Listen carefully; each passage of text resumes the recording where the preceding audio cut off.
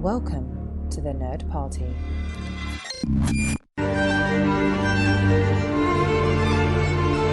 Hello and welcome to the A24 project here on the Nerd Party Network. I'm Lee Hutchison, and Dallas King and myself make our way through the A24 filmography, and along the way bring you interviews with the talent involved in front of and behind the camera. Ahead of Dallas and myself finally getting to see Bodies, Bodies, Bodies next week, I welcomed movie writer for Vulture, Nate Jones, to dive into his two 10th anniversary pieces that focused on A24, looking at the cult-like fandom that surrounds them and diving into his very own 100-plus ranking of their filmography. Thanks so much to Nate for joining me, and you can find links to the articles discussed in the show notes or on Vulture. Enjoy the conversation. So last week, Nate, marked obviously the 10th anniversary of A24, and you dropped two really interesting articles that seem to catch the attention of people online, looking very much at sort of the cult of A24 and sharing your own 113 films ranked best of list. Before we kind of dive into the articles, what is your kind of relationship with A24 films? Are you kind of similar to that kind of professional that you spoke to in your article and sort of seek out their films opening weekend, or are you more of a kind of casual fan observer? I'm a little bit in the middle, I guess I would say, because I am sort of a journalist.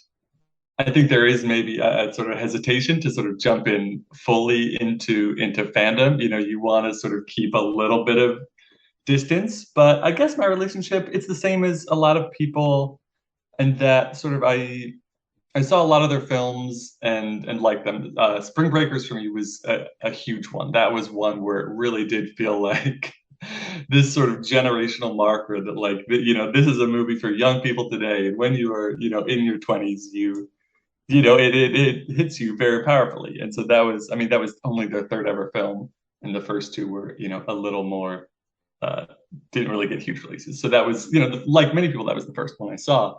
And then, yeah, over the years, you would sort of start to notice, like, oh, they did Ex Machina, they did The Lobster. And then I became an editor. I was the editor of our film section in late 2016. So that was like the Moonlight season, the 20th Century Women season. And so sort of getting that sort of behind the scenes and like planning coverage and all that stuff, that sort of gave me a little more, you know, that sort of makes you have to pay a little more attention to, like, okay, here are the studios that are releasing all these films because these are the people that you were talking to about, you know, getting screenings and getting interviews and things like that. And that was when I started to notice that, like, in these meetings with all these other film writers, that like A24 was like a thing we were talking about, and we were sort of talking about it. It had like a persona in a way that you know, other studios kind of did it. And then, yeah, things just kind of went from there. You know, they had Lady Bird, which, you know, which I loved, and you know, they had Hereditary, which sort of brought the horror into the mainstream. And yeah, and so it was always something that I enjoyed. And then as time went by and I started to notice like their brand building exercises, uh, I don't want to say that it was just the sort of thing you would be like, huh, okay, you know, I would say maybe not all of that stuff is for me, but at the same time, you could sort of recognize that it was a very sort of savvy move, and especially in this very cutthroat industry where so many studios go out of business, and you know, it kind of just takes one flop to ruin you. You know, it you can respect the hustle while also being like, I don't need to dive in headfirst, you know, into this. What was maybe like that first moment that you realized that there was like your kind of article that caught a lot of attention last week was like this kind of A24 kind of cult style approach? Was there a moment that you sort of like, I remember sort of being at film festivals and like maybe noticing random t-shirts or pin badges, or the idea of like an A24 candle and people spending $50 on that? Was there a moment for you that you were like, oh, this has kind of gone from liking a films or looking forward to film releases to this is a bit odd or cult-like, perhaps? I will say the moment that sort of crystallized it for me, I forget what year this was. It was probably around 2018, 19. But I was listening to a sports podcast. It was a basketball podcast. You know, I'm from the city of Philadelphia, which is about 100 miles south of New York. Um, and yeah, so it was a basketball podcast around the Philadelphia 76ers, but it's a very loose conversational podcast. And one of the hosts just sort of mentioned that like anything A24 puts out, I will watch. And it was that was just sort of striking because, I live in New York, I'm in the media, I hang out with film critics all the time. So there are some times when I have to sort of take a step back and be like, is this something that like actually exists, or is it just like my little bubble of 100 people who, stand outside the theater and talk after screenings?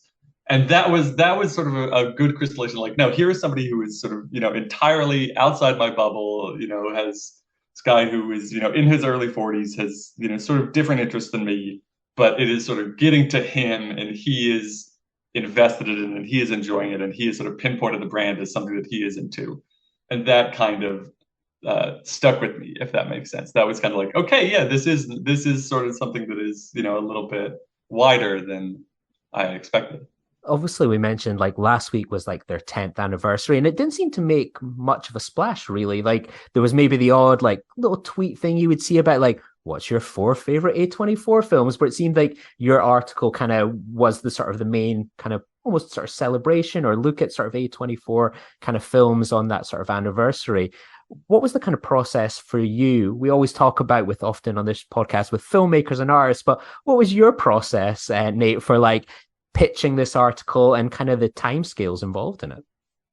So it was a very, very long process. It comes out of quarantine.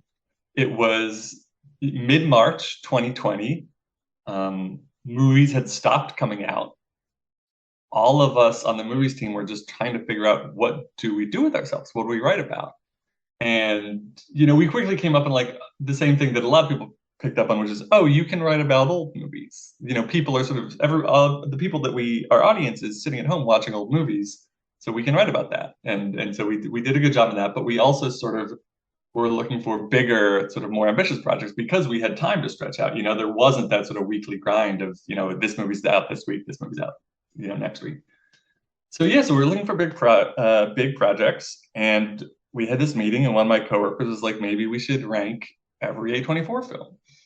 And I had done a big ranking before, probably like 5 years or so ago. I did a big ranking of every Taylor Swift song that, I would occasionally update it. You're going to have to revise that in about a week's time now, Nate, with this new album coming out. It's very, yeah, with the re-recordings, I had to kind of stop updating it. But now that she's got another new one, it's at the point where it needs like a full top to bottom revamp. So I need to just like take 2 weeks and listen to every song again. But yeah, but anyway, so I had experience in that. And over the years, some friends had sort of mentioned the idea. They'd be like, oh, like that should be the next one you do, is you should do an A24 list. So it was sort of this idea that had been bubbling around, and then my coworker pitched it, and I talked to my editor like, hey, if this coworker doesn't want to do it, I'm happy to do it. It sounds like a fun project. And yeah, lo and behold, this coworker did not want to watch 100 films and rank them all. She had better things to do with her time, but I did not. And so yeah, so I just started watching them. And at the time, I was living at home with my parents, because of the quarantine. And so yeah, so it started as this thing that we would do together. So my parents are they are normal people with normal people jobs, but they were always film buffs, and that is, they were always helpful in sort of in encouraging me to sort of do this and sort of nurturing me as in my own film taste when I was younger. So they were really into it because this was something that they'd seen some of the movies, but the idea of the brand they didn't quite know about. So it was a thing that we would go together. So there was, the Wikipedia list of all the films in order, and I would just kind of, if we felt like watching a movie that night, I would go down the list and say, "Are you into this?" And they'd say yes or no, and I sort of knew their taste. Like anything horror we didn't watch, and so I sort of went down the list, and depending on what was streaming where and what was streaming on Netflix, so luckily I had it all in an Excel spreadsheet to track. Like, okay, have I watched this movie? Have I written the blurb?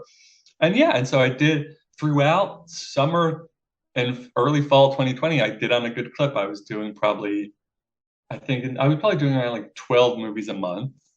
So that's not every day, but it was a solid thing. And then my other job is sort of the Oscars correspondent, so that you had that weird Oscars year where all the movies were virtual. So I had to sort of catch up on all those, and so I could have put it on the back burner. And then that's kind of how it worked. Is like I would put it on the back burner every few months. If I had a break, I would be like, oh, I got to catch up. Especially, they kept on releasing new movies, so I would have to see them. And, luckily I would go to film festivals and I would see like Lamb or Red Rocket, and then I could, bank the blurb that way. So it was good to catch up, but then sometimes like, like they released a movie on Hulu and I didn't have Hulu, so I had to like, get someone's Hulu. But yeah, and so it was sort of, bubbling along, but there was never a specific reason.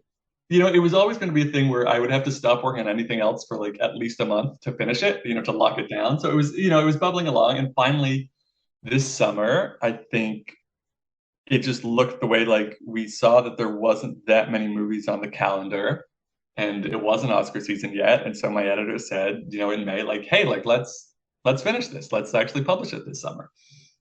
So yeah, so I basically took this was like late May, so I basically took all of June to finish watching and writing all the blurbs. So I saw 28 films. It was like a two a day. It was very regimented. It was, you'd wake up, you'd watch a movie around 10 or 11, write the blurb after lunch, watch another movie in the afternoon, write that blurb at night. And I hope it's not obvious from reading the list, like which blurbs I wrote in June and which ones I sort of wrote when I had a little more time. I think there are one or two. I was reading some comments where someone's like, "Ooh, that blurb's not very good," and I was like, "How did they know? Like that was a June one." But hopefully it's not obvious. But yes, and so we locked it down and it was good. And then we started thinking like, what else should we do with this, right? Like it's a huge story. It's like 15,000 words. Let's maybe think of let's turn it into like a little package. We were born out of a magazine, so sometimes we still have that magazine thinking of like, you don't just do one story, you do like you do a little constellation of assorted stories. So yeah, so one thing that sort of the easiest thing that came to mind is why don't we do a feature story about the cult, the A24 super fans. I think at first the working title was like the rise of the A24 bro. And then as I sort of started talking to people and doing more reporting, well, we were like, well, that's like there is sort of a stereotype out there of like the quote unquote A24 bro, but the truth is that, the stereotype is very gendered, but when you actually meet these people, it is fairly balanced gender wise, I would say. So we decided, okay, like let's not do the rise of the A24 bro, let's do the rise of the A24 super fan. And then, when it's in the magazine, it just gets a little punchier. So they do the cult of A24. But yeah, so I spent basically July interviewing people. I did I did the reporting probably backwards from the way you would want. The original pitch was something maybe a little snarkier. And I thought originally, like, maybe I wouldn't want to speak to any of the actual fans because, like, I know myself and I know, like, if I speak to them, I'm going to like them and I'm going to have sympathy for them. And if we're trying to do this very sort of, just a little sort of, I don't know, we had this newspaper probably 10, 15 years ago called, the New York Observer that was very good at doing these. It was sort of like a predecessor to Gawker and doing these like kind of trend pieces that were a little just like kind of, off kilter, a little snarky, but very, colorful. And I thought like, why don't I just sort of like interview people about the A24 and super fan and, get at this cultural phenomenon from the outside and the thought that like then you will get a little, you'll have a little bit of a critical distance from it. So I interviewed some writers, I interviewed the podcasters, the I Pack, I interviewed somebody from Alamo Drafthouse, and I wrote the first draft and wasn't very good because we hadn't talked to any of the actual fans, right? And so all the edits that came back is like, well, how do A24 fans feel about this? How do A24 feel about this? How do they feel about this? XYZ. And so then it was like, okay, no, we need to actually talk to some fans. Luckily, there's a thriving Reddit community. It has over 70,000 subscribers. And I'd heard through the grapevine that through my reporting, somebody had mentioned like, oh yeah, like people are so into A24 that they like A24 tattoos. So I just kind of started digging into like people who had posted their A24 tattoos on Reddit, and sort of messaging them, being like, hey, I'm a reporter. Would you like to talk? And yeah, so I ended up finding, this woman, Soraya, who was perfect. And uh she was a wonderful person to speak to because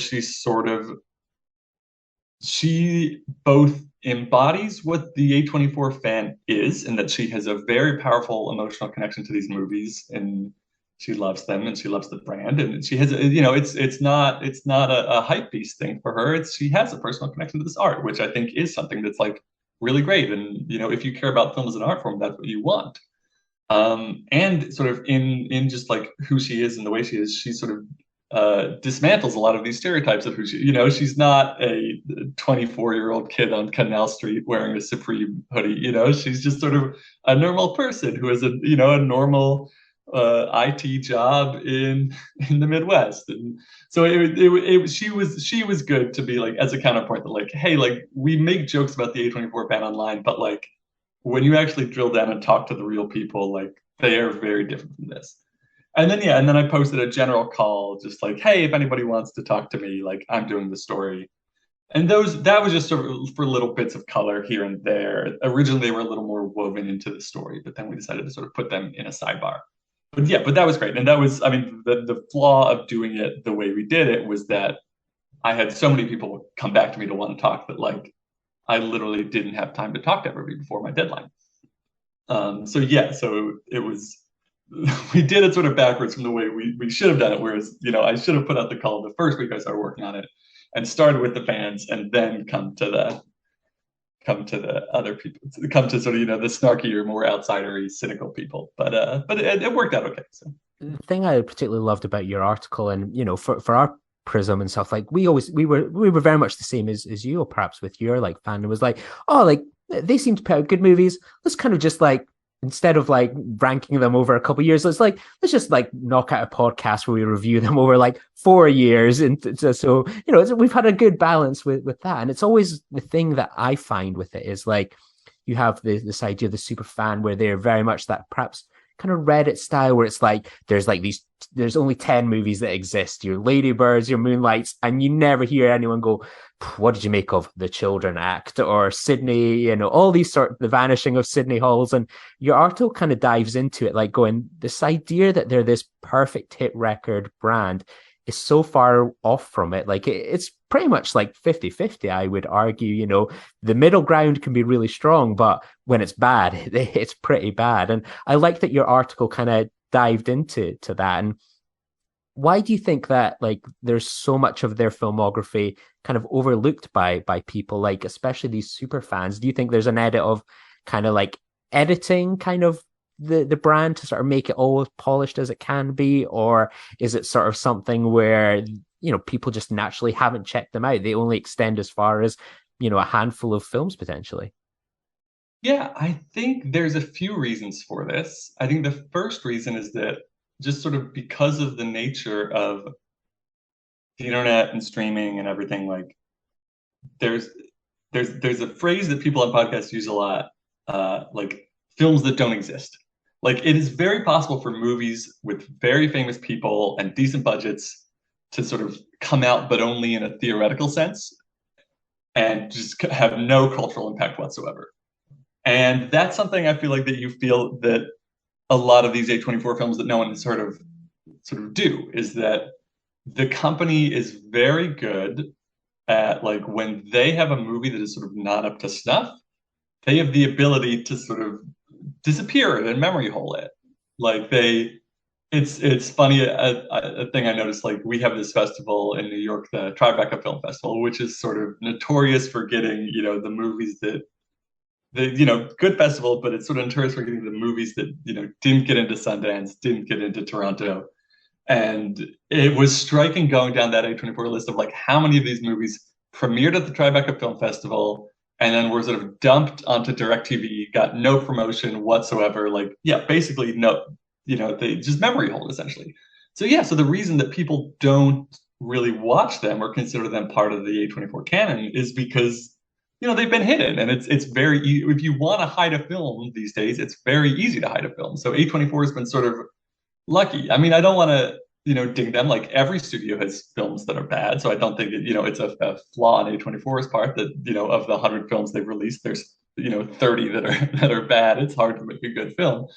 But I think they've been also quite, the way that they are quite savvy about getting visibility onto their good movies, they are also very quite savvy about hiding their bad ones and sort of knowing what to do and knowing like, okay, if this is a movie that like doesn't really have a viral hook and isn't going to sort of be, the next Uncut Gems, then like we are comfortable dumping it off. Their Twitter feed is always a good indication of that, where you're like, a film's out on Friday. Don't see it existing or acknowledge that you can check out this film in cinemas right now, or it's on Direct TV or Apple TV. They'll put out a mug for it, but they will not Yeah. put out a single tweet acknowledging this film. And I can imagine that being something that's frustrating for like the filmmakers and talent involved to probably have that association with A24 and then sort of just be ignored to an extent or just sort of pushed to the side. I can imagine that being so frustrating. Yeah, I wonder how it feels. Like technically you do have an A24 film, but like it's not one of those. I don't know. I've never interviewed anybody about that, but I would be curious what they say. I mean, on the flip side, they might say like, well, we also got to make the movie we wanted to make. Like they are right. Like that's the sort of the flip side is they are pretty hands off production wise. So I wonder, so that's sort of the silver lining is, you sell it to them and if it's good, they'll give you the push. But if not, I don't know. You really charted sort of the evolution of sort of A24 as like a brand in this kind of past 10 years. Like originally it went from like Spring Breakers, like everyone of our generation kind of remembers when that trailer kind of dropped, like that was it Skeletrix or something, like the song, and just I think everyone probably had that on their like iPods and download at the time. But they've sort of evolved over those past 10 years into very much the branding kind of exercise and thing as well, like towels, shorts, candles. It's bizarre to an extent. Do you feel that it's like been a boost to the A24 as a brand, as this quality boutique brand, or is it actually something that's kind of can be mocked? I think you highlighted really well with that like triple A24 style membership thing. Like what's kind of your feeling on the branding? How has it actually worked out for them?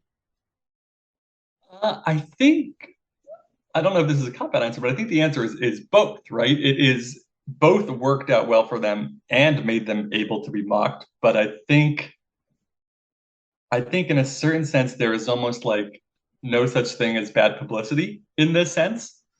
I'm sure that, you know, if you were to do a cost benefit analysis, it's definitely been good for them that they have such a strong brand. I think it does. I think the first order benefit is it helps them release their films. They are releasing very, occasionally very weird movies onto a lot of screens. And the power of that brand sort of gives them an automatic buy-in that helps them. A movie like Everything Everywhere All at Once, I mean, it could have been a hit if somebody else had released it. But the fact that it was an A24 film made it easier, for it to do as well as it has, I'm sure. And the way that they were sort of very savvy about branding it with, the googly eyes and everything like that, that also I'm sure helped it. And then, second order benefit is, financially, it's the same thing with bands, right? Like when bands tour, they make all their money off the merch. Like I'm sure that if you were running sort of, an indie studio, having a thriving merch operation probably, also is very good for the bottom line and sort of gives you more of a cushion in case you do have, a few flops in a row. And yeah, and if the price of that is that people like me occasionally fire off snarky tweets, like I think that's a I think on the merits, they'll take a few snarky tweets. It seems like things are working out for them. I don't think they're like sad about it, is my read on it. Why do you feel people want to wear these branded items for like a distribution company essentially? It's a little hard to explain because I am not one of these people, but I think it's one of those things where throughout, the past few decades, people have sort of liked to identify themselves with brands, especially if these brands connote something positive. And, in A24 sense, it connotes, hipness and exclusivity and savviness and good taste in art, which is, it's something that multiple people have brought up to me that it's the same thing as like following a record label. It is weird to follow an indie studio, but it's similarly weird to follow a record label. But 30 years ago, you would see people, wearing Sub Pop t-shirts and stuff like that. And I think they've been very savvy about sort of aligning their brand with these like very tastemaker brands, and that their style is very minimalist. The cuts of the t-shirt sort of are, it's not just like a t-shirt you would get at a boardwalk. It's a sort of high fashion cut of t-shirt. Like they're high quality materials. They've done they've done well to sort of make it that, like, oh, if you're wearing an A24 t-shirt, it's not the same thing as wearing, I don't know, like a New York City t-shirt that you picked up on your trip to the Empire State Building, right? It's they've managed to imbue this merch with the same sort of quality that they managed to sort of imbue their films with. So obviously you dropped these articles both last week. I mean, a list is always going to grab attention as well, but what was kind of the reaction? Was it something you were looking forward to seeing these articles drop? And what's been the reaction? As you mentioned, it's like I saw someone complaining like, "Oh, brilliant article, but climax is far too low down." What's been some of the interesting responses and to the articles? And as you mentioned, there might be a little bit of snark to it. Did anyone end up taking it ridiculously personally? It's interesting. I was sort of curious. So I knew how the list would be perceived, right? Like you sort of know, you sort of have a sense of what the public's ranking of all these films is, and you sort of know when you were diverging from it. So like I knew Everything Everywhere All at Once, putting it as low as it did, it's in like the 20s. I knew that was going to be controversial, but I was also prepared for that and I could stand by it. Like you know, I'm happy people really like it, but it's just a movie that I like just like slightly less than it seems like other I'm people the do. same. And I think people like if you're doing a listing of like 100 odd films, it's like I've had it sometimes where I've like shared mine, similar total, and it's like, oh, something at 40, that's actually still really, really good. It's like if you get to 60, a bit less so, but hey, at 40, The Witch, not a bad place to be. Yeah, exactly. And so yes, and so that's like when people say climax is too low, that is sort of what I would say to that is, it's I love Climax a lot. I think it's a great film. I just think there are 30 something films that are just like a little bit better. So that was like that was a little more predictable. Yeah, there were some people that thought bodies were too low, but I can say about it. It's like when you do a list, you sort of anticipate the reactions. It's not actually that bad, and you kind of want there, right? Like if it was, this is something that I learned like in my old job. I used to work for People magazine, which, if you don't know, is a very sort of like straight down the middle celebrity magazine. Very, very, it's very popular, but it's not sort of spicy in any way. And I worked on their website and I would do lists, just sort of, we were sort of told to sort of like do whatever we want and try it and see if it works. So I did sort of like, I did a lot of like food lists when I was there. This was like 2013 when, food lists were a little more, on vogue, I guess you could say. But I did like a list of best pies and I did a list of best nuts. And, I put the best pie as apple pie and I put the best nut as peanut. And it was just really boring. It was totally boring. Nobody read them. They weren't fun to read. They weren't that fun to write. And I was like, well, what's going on? And once I moved to Vulture, I sort of sat in and we've done these sort of big gigantic lists before with like a bunch of authors. And so we did like the best sequels, best New York City movies, etc., best endings. So we have these big Zoom sessions, and I am sort of a more sort of junior person in these meetings. So I mostly just sit and listen and occasionally give my opinions, but sort of watching the way that, my very smart colleagues talk about these things and the way that they formulate lists, like you do want to have some spiciness and some boldness in there. And so yeah, and so I tried to put some of that in the list. But then when you do that, you can't be. Then you also know that you give up your right to complain when people get mad. Does that make sense? And so yeah, so people were mad, you accept that. And it was right. It's fine. Like nobody was like threatening me or anything, so that was fine. But onto the A24 superfan list, that was one that I was more curious on. I did not know what the reaction was going to be like for that. Um, the reaction from everyone I spoke to has been positive, so that was good. So I interviewed everybody who reached out to me and everyone that I spoke on the phone with. I messaged them and said, hey, here it is, and that was all very positive. So that was good. Like I didn't want the people I spoke to felt like I was this journalist who was calling them up and then making fun of them behind their backs, right? That I thought would be bad. But I did get a sense, just from talking from a little bit of a vibe that like other people did think that like people that the A24 fans were being made fun of in the story, which is something that maybe, was a vestige of the original mission of this story, but was not what I thought it turned out to be. Like I thought when I was reading it, that it's it's a fairly neutral down the line portrait of them. Most of the digs are quotes from other people, there are quotes from A24 fans. I tried to like say nice things about A24 in the story too. So, but my theory on why people were interpreting it as more sort of negative than what I thought was one, like, if you just read the headline, if you just read the subhead, like those read just like 5% more negative than the story itself. And if that's sort of your entryway into it. And I think also if you were reading it by itself without the list, it maybe does come off as a little more negative just because like the list is filled with praise of A24, right? It's like, there are 60 blurbs that are like, this is a good movie. And so maybe, so the Superman story is kind of a counterbalance to that. It's a little less rah-rah. And so if you're just reading that without the list, I can see how sort of in a vacuum it maybe reads as slightly more negative than it does to me. I'm curious from your perspective as like a film journalist and touching on the zeitgeist. I mean, what I find interesting about sort of A24 and sort of like charting them over a decade compared to say like Neon and Annapurna. I mean, it's looking like Neon might be getting sold. Annapurna is continuing to really kind of struggle to get back to that early 2010s peak. I mean, it felt like for a while there was that Cold War between the two of them and who they were bringing in, and they've just not really recovered from kind of their financial sides. I mean, where did things kind of work out for A24 compared to kind of Neon and Annapurna? I think this is where you see, the strength of the brand is that, even, Neon is a movie that has sort of followed the A24 playbook pretty exactly and had done it quite successfully. They won a Best Picture trophy with Parasite. They also have these sort of indie hits, but it's just really tough out there for indie film. The economics of it, the margins are so slim that it's just very hard to survive unless you have sort of this gigantic mega corporation bankrolling you.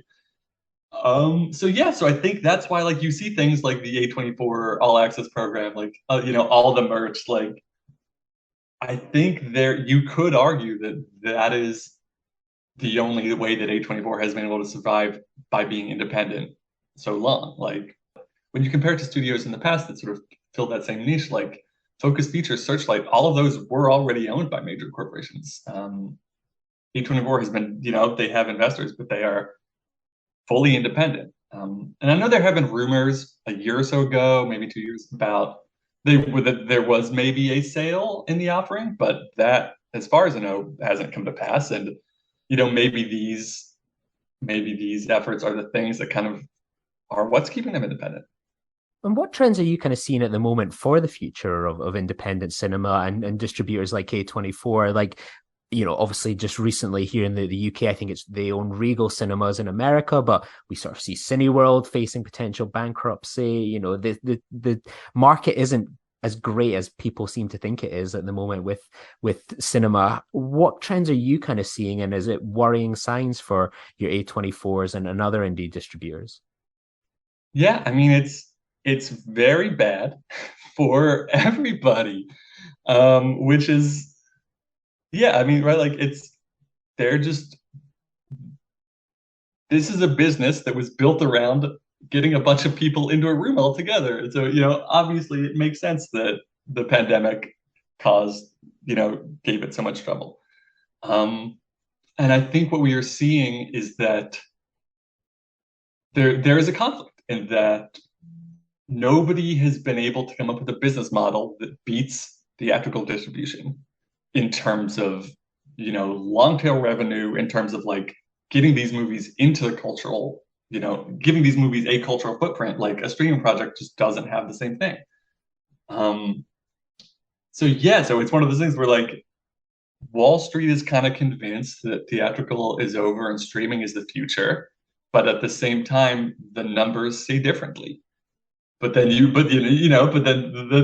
place where the numbers work is also the place that's been most damaged by the pandemic, and it's happening all across the industry. Fox got sold to Disney. It's a thing that's it's hurting major studios, and it's just hurting little studios even more because they're more exposed. They have less leeway. So yeah, it's going to be tough. I don't know. I'm not a I don't know if you know, but I'm not a business forecaster.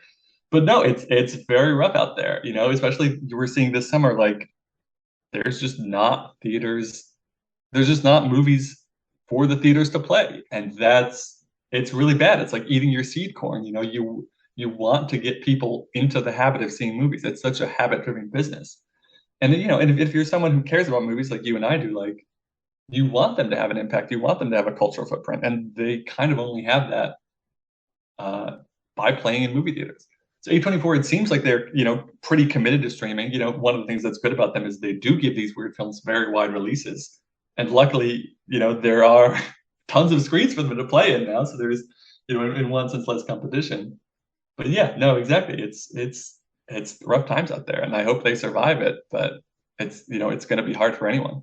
It feels like kind of the larger studios are and companies are sort of leaving more space for independent cinema to like arrive in the box office and potentially succeed. I mean, think of Fox/Disney, like Pixar output is barely going into cinemas. Like a film like Prey, wasn't the biggest fan of it, but that should have been in a cinema, and it's leaving that spaces for that everything everywhere all at once to become a modest success. Or, I think back to the beginning of sort of cinemas reopening after the pandemic, and Green Knight, in just that one weekend there wasn't too much options there. It made 10-15 million, budget all sorted, on it goes. It's a rare success story.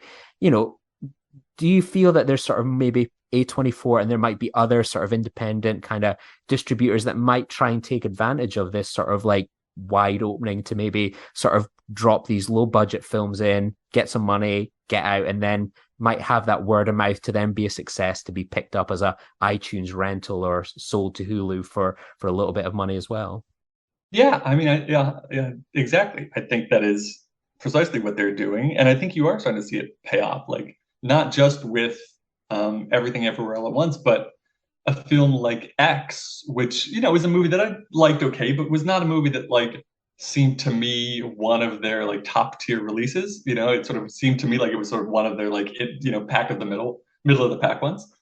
But I was surprised with how many people I spoke to that like put out X as like as a marker. It's like this is, and I think it's the fact that like, oh no, this is a movie that came out this spring when there wasn't really that much competition for it, and so it was. If you're somebody who sees a lot of movies, like X was like kind of a biggish movie because it was playing all over the place, and it was so big that they're releasing a prequel, in a few months, and so you don't think of it. Suddenly they've like launched a art house horror franchise, quite seemingly accidentally, but like I've said, it's very rough out there, but I guess that is the silver lining that like, if these movies can catch on, they can play really well. Like as we've seen with Everything Everywhere All at Once. That was sort of them hitting it out of the park. That was everything in their business model working exactly as they intended it to. Like you've obviously just written and reflected on the kind of the first 10 years. Where do you maybe see them in the next 10 years? This like your big crystal ball kind of moment here. It's interesting. Because I do wonder, this is something we talked about with my editors, like if your brand is cool, like how much do you have to worry about being uncool? But like if you are like the danger of being so associated with the zeitgeist of a time is that inevitably the zeitgeist move on. That's what the zeitgeist does. And then do you get left behind? So that is a thing that I wonder what will happen for them. Now the counter argument for them is like being cool and zeitgeist, that is part of it, but that's not the fundamental of the brand. The fundamental of the brand for them is being a place where filmmakers want to go. And if great filmmakers want to go there, then inevitably you will release great films. That was the founding math behind 70s New Hollywood too, and we saw that didn't always last because of various things, including cocaine. But but if A24, if they keep the costs down and continue to be really good at marketing and sort of evolve to fit the times so that they never feel stale or stodgy, then I think they can keep a good run at it. I know that they have a lot of ambition. I know that A24 All Access is something that they are continuing to tinker with and expand and fold in new things into it. Um, yeah, so if you ask me where they are in 10 years, I think they still exist. I don't know if they are going to be the pop culture punchline that they are right now, just because I think, you know, comedy also moves on. And in 10 years, there will be other new things that seem quintessentially 2032 that we need to make fun of. But yeah, no, I mean, I'm optimistic for them. I think, they who knows if they will still be seen as cutting edge or if they will maybe be seen as more of the Hollywood establishment. Who knows if they'll still be independent or if they've been bought. But yeah, but I think as long as they sort of continue on the fundamental mission of, there's always going to be new young filmmakers who need people to take a chance on. And as long as their taste stays good, and as long as their eye stays good, and who to back and who to pick up on, which so far has been really good, then yeah, then I think they'll still be around. I think they'll still be releasing great movies. The downside for me is I'll have to keep updating the list, Yeah. but And we have to keep doing our podcast. And I think, I spoke about it with the guy I do this with, where I was like, I'd be worried for the future if like you saw with like Bodies, it comes out here next week in the UK. And like, obviously there's a discourse around it, like, oh, A24 only do these young hip movies. And I'm like, if you kind of watch these 100+ movies, it's only like the sporadic couple of times a year, those movies that come out that feel really aimed at the young kids, the teens, those like the Gen Zs. And it's like a lot of their movies are aimed at these audience that are growing older that will probably follow the brand or the title on. You have your Lovers, you have a lot of these movies where they're like, yeah, I'm not excluded from this kind of conversation, but no one seems to talk about those films, I guess. Yeah, I mean, I think that's also the nature of like who is online. Like maybe if we were in on maybe, and also I guess like which films get wide releases, right? I think The Lovers got maybe a small art house release, but maybe if you and I were in like Facebook groups with a bunch of California divorcees, then maybe yeah, The Lovers would have been as big as Bodies is. But yeah, no, I think it's right. Like yeah, occasionally it's maybe it's like the way that bands, the Rolling Stones got to play the hits. Like A24 every year, they got to have one film that just like is like red meat for terminally online Generation Z people. But yeah, but I think yeah, you're right that like it is quite a diversity, and especially when you fold in the films that disappear, that's hugely wide. Like those films are in every genre imaginable. Like you think of a film like The Exception or like Woman Walks Ahead, which are two movies that you're like, these do not feel like A24 films, but I often notice those films as well. They always seem very popular, those films that kind of get forgotten about in like the iTunes 99 cents, like bucket bin. I often see those ones like Low Tide often appears oh there. yeah, Women Walks Ahead. And that for me, when I was like trying to get off the filmography, I was like 99 cents this week. That's the film that's getting watched and so on. That's where they seem to find a little happy home. I have a question for you in that. So A24, do they operate in the UK? Like as far as they're only US distribution, but I guess they are a production company. So, So, like, say your Midsummer, A24 produced, like, Universal will release it here. Like, last week, like, after months and months, after Yang is coming out in the UK, and that's coming out through Sky Movies. So we had it as part of like the Edinburgh Film Festival last week. So we had the chance to interview like Kuganda, Justin H. Min, and like that's a Sky Movies release, but A24, they're the production company on it. But what's kind of interesting and something we're keen to chart is that Everything Everywhere All at Once was meant to be Sky Movies, which is basically like a glorified cable channel here. It does like your sports, movies. They have the odd film release, and it's often probably the equivalent of direct TV. Like they're not good stuff. So Everything Everywhere All at Once was meant to be them. And it was like a month or two after the States, it was meant to come out here. And we had friends that were like, we should just like hire like a cheap little cinema screen. Like, let's watch this film the way it should be, not on like crappy TV. yeah. But A24 is starting to like, they've got a little office here in the UK. And I think they kind of felt like the way the wind was going with that film. And we're like, actually, we're canceling the Sky deal and we will put it out into cinemas. So it got the IMAX release here. It went into multiplexes. The Daniels came over and there was like Edgar Wright would host them for like question and answer sessions at like the BFI, for example. So that's so far their one and only film. Like Bodies is like Sony after Yang is that like, there's no word on like Marcel the Shell coming out here yet. So there's like a couple where it's still in a weird limbo stage. So for a lot of their films, you could, like Ex Machina, you don't get the A24 logo here. You just get Film 4 or Under the Because that was Skin. a because it was a right. I believe that was a British film that they picked up, right? So that makes sense. Yeah, so like Lovers was their first one that they ever produced, and then it's gone from there. So like the A24 logo is something you would more see with like trailers if you were online, but it took probably until halfway through their, life cycle to be something you would recognize in cinemas here. So yeah, it's definitely been quite interesting charting what they're maybe going to start doing in the UK for sure. And in terms of like yourself, what are you kind of working on at the moment? Are you sitting there working on another big 2 year super list? What's kind of the next thing for you, Nate? So no, luckily no. Although, one of the things about a list like this is you sort of consign yourself to every few months having to update it. And that is, the editor comes around in Slack, it says, okay, like it's time. Luckily, I've been to some of the festivals, so I've seen a fair amount of their unreleased films. So I have sort of blurbs in the bank for a few of the ones that are still to come. And I'm next week I'm heading to Toronto, so I will be covering the Toronto Film Festival, and a bunch of A24 films are also playing there, so I could get caught up on some of these. So yeah, so my main thing is the Oscar race, so that Labor Day weekend, this coming weekend, is sort of the starting gun for the Oscar race. So the next 6 months are sort of going to be mostly that, but then in the middle we're doing sort of tangentially connected to A24 in a way. We're doing a whole package on nepotism, which as you notice, A24, they love to hire the child of a famous person to Yeah, direct a film you to can see star in it. Euphoria here. Yeah, yeah.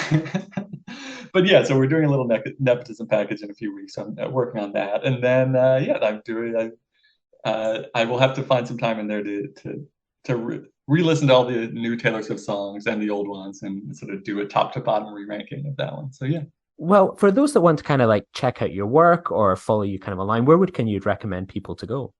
Yeah, I would recommend that they follow me on Twitter at KN8. So that is the letter K, the letter N, and the number 8. I've got a 3-character Twitter bio, which is quite nice. And yeah, and just follow me on Vulture. There's I have an author page there. If you just search Nate Jones Vulture, you'll see everything that I write. And if people don't have time to read like your thoughts on 100 A24 films, there's always your Batman chins like list that they can go through. You can go through that one quite quickly. Oh, thank you, thank you. Well, thank you so much for joining us, Nate. It's honestly been a real pleasure to talk to the twisted mind behind the A24 Cult article. Like I really enjoyed it. The poisoned brain. Yeah, it was absolute pleasure to read it, and as some to read someone that's gone through a very similar journey to us. I think it's hard not to go through their filmography and share similar thoughts and reactions. So yeah, it felt like a like-minded individual as I read that article. No, no doubt. I'm curious to see like how your project continues and evolves over the Well, coming. I'll just say it. The Children Act was the only film I thought was rated far too high. That is like the bottom for me. So Really? The children, it's like it's not it's just like totally medium. It's I guess they say mid. Kids would it's say that mid. annoying character in it. The young kid couldn't stand it. When I had to In rewatch it for Wolfhard, this, yeah, oh, dreadful. I couldn't stand that the character. wee Dunkirk lad. Yeah, oh, terrible. But thank you so much, Nate. I really appreciate you coming on and so on. And yeah, it was an absolute pleasure to chat with Yeah, you. thank you for having me.